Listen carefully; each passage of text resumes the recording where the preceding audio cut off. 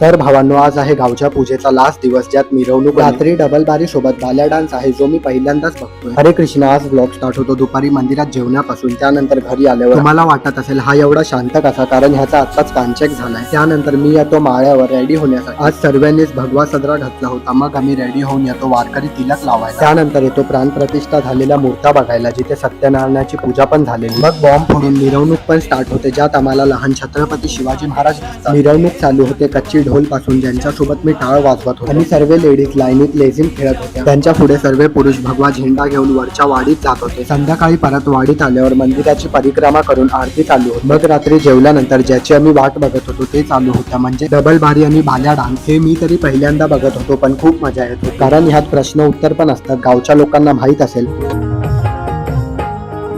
आम्हाला पूर्ण बघायची इच्छा एवढी होती की सकाळचे 4 वाजले, पण झोप ही येत होती. म्हणून आम्ही घरी आलो. Like subscribe